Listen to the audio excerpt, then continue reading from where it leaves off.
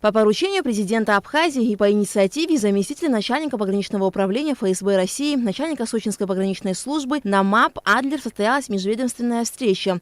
Представители таможенных и погранслужб Абхазии и России обсудили вопросы ускорения пропускной способности на многостороннем автомобильном пропускном пункте Адлер, а также упрощения таможенных формальностей для крупных экспортеров цитрусовой продукции. Российские коллеги ознакомили нас с условиями службы на данном пункте пропуска, показали имеющиеся возможности для того, чтобы организовать эффективное взаимодействие с нашей стороной, а также упрощенные возможности пропуска автотранспорта.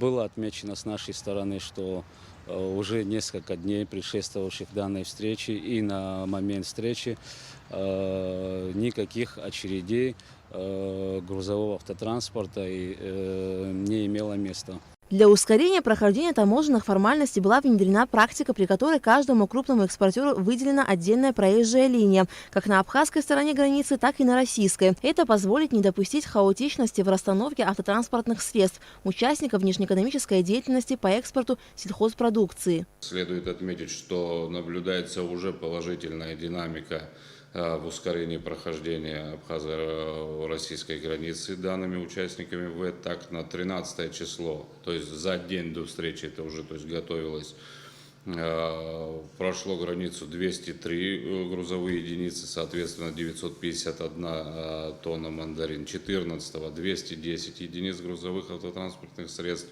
это 1241 тонна. И 15 числа 232 единицы грузового транспортного средства, это 1059 тонн, без образования каких-либо заторов на границе.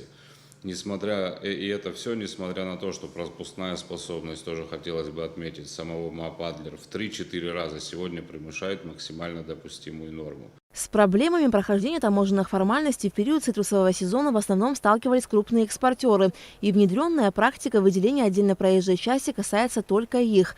Теперь процедура прохождения большегрузов в обе стороны границы занимает 5-6 часов, без ущерба качеству проводимых контрольных мероприятий на границе. Например, за декабрь месяц, у нас в среднем проходило машин где-то 200, 170, 150 машин в среднем, но прохождение границы занимало порядка более суток.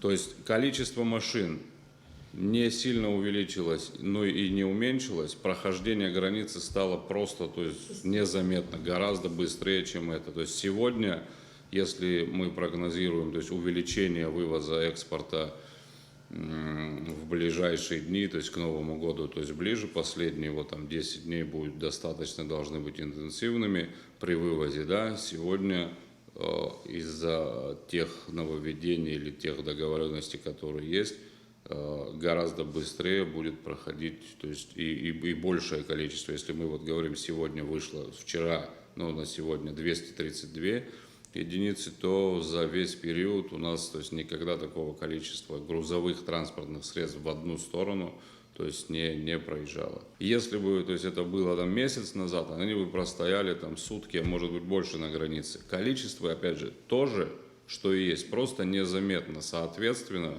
можно увеличивать, количество вывозимых продукций для того, чтобы, не нагружая границу, несмотря на то, что она максимально загружена, просто работа служб из-за скоординированности обоих сторон стало максимально, из того, что возможно было сделать, максимально, прозрачной, быстрой и качественной.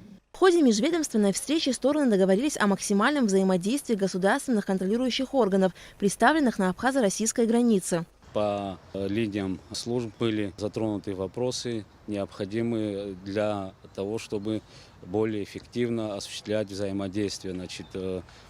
В том числе в вопросах противодействия контрабанды, как со стороны Абхазии, так и со стороны России, противодействия ввозу на территорию Абхазии майнинг-аппаратов, сигаретных изделий, наркотических и прочих предметов, которые являются запрещенными для провоза через пункты пропуска на государственной границе. В ближайшее время планируется провести вторую межведомственную встречу, где будут подведены итоги проделанной работы по взаимодействию государственных контролирующих органов. Алика Трапш, Тимур Гугохия, Абхазское телевидение.